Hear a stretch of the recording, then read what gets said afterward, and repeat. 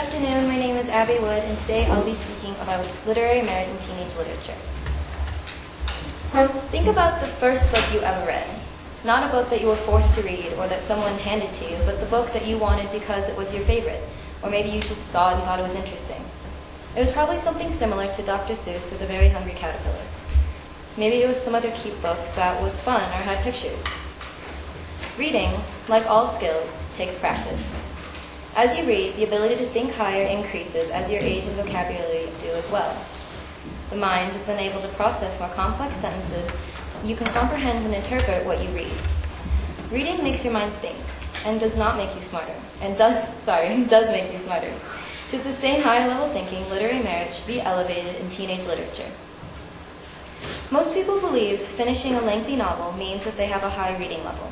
They think that big words increases the difficulty of the book, and that to understand the content, you only need to be able to follow a basic plotline. Good books, not the most terribly fun to read books, but books with merit are hard to find in the bookstore's young adult section. Many novels in today's society target the largest consumer group, teenagers with low-level reading skills. Another problem is the words are not the only factor when deciding a book's difficulty. Books should be properly rated according to more than just the basics. You're probably thinking that literary merit doesn't matter when looking for a good read. As long as it keeps you entertained and maybe can kill a few hours, then it's good. In fact, you'll probably select a book on the top sellers list with great reviews. So today, let's analyze one of the most popular young adult books in pop culture, Twilight. If you haven't heard of this book, you've been living under a rock. This book is everywhere. It has somehow managed to influence an entire generation of children, adults, and teens, and practically become a phenomenon overnight. If you type in the Twilight series into Google, you get over 40 million results in less than a second. It's a ridiculous number. Let's face it, this book isn't even good. The cliches are horrible and the plotline is ridiculous. The main character is a Mary Sue, too.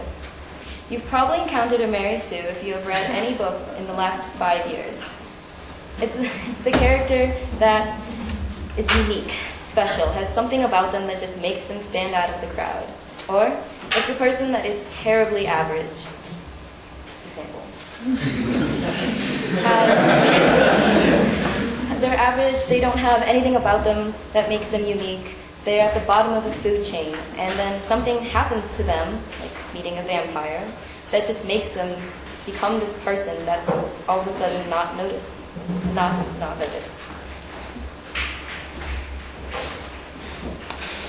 Other authors of vampire books, like Anne Rice, have called Twilight a failure of imagination that just isn't written well. Even Stephen King says Maya can't write worth a darn. That was quoted from his interview with USA Weekend.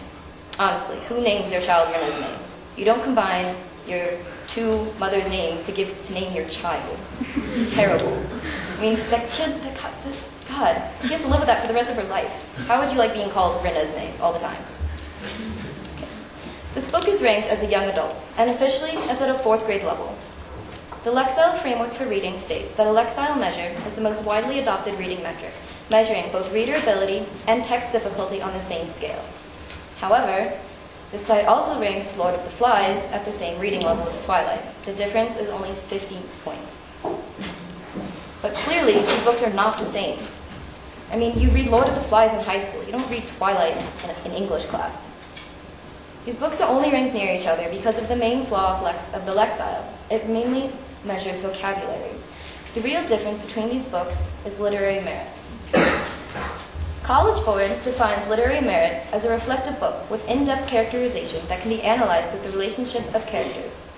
Merit includes themes, motifs, development of characters, and all that other good stuff you learn in English class. The complex social themes behind Lord of the Flies are what make this book have a higher thinking level than Twilight. In fact, the author of Lord of the Flies was awarded the 1983 Nobel Prize in Literature for his novels, which, with the perspicuity of realistic narrative art and the diversity and universality of myth, illuminate the human condition in the world of today. Twilight won Best Children's Book of 2005. And sure, it's made some bestseller lists, but it's never won any award based on the quality of the writing. So why should we promote literary merit? You probably don't even know what that is half the time, you don't care, and you just choose a book because it's fun. But in grade school, when we're taught to read, we learn more than just the language.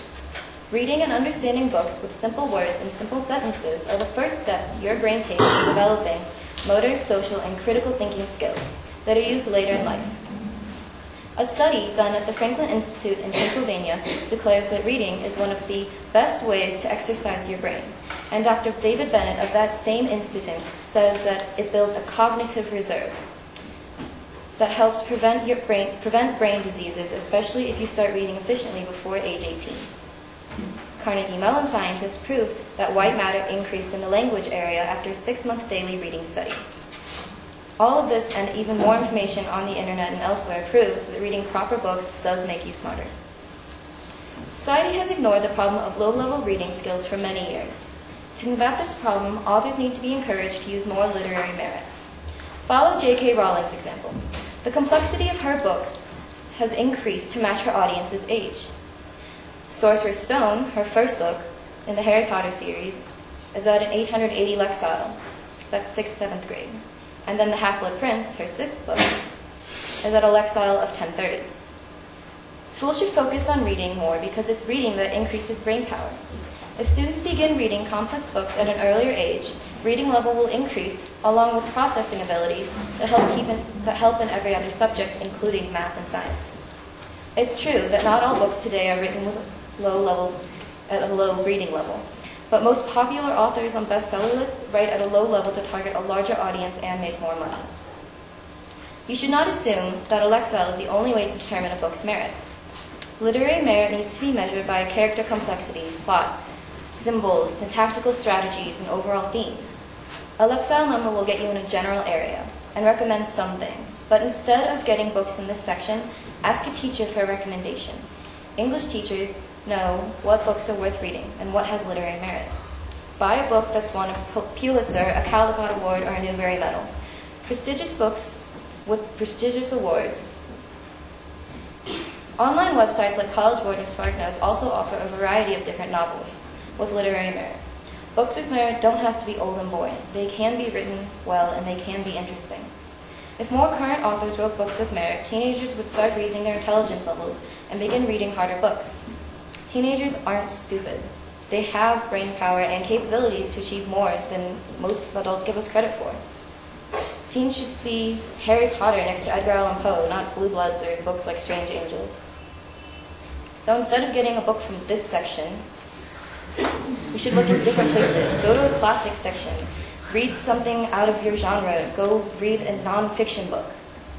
Teenage literature is pandering to the lowest denominator, the mass of kids aged 13 to 17 that cannot comprehend anything above a 6th grade reading level. More pronounced books with literary merit will not only make reading more fun, but also increase brain activity and comprehension skills. Thank you.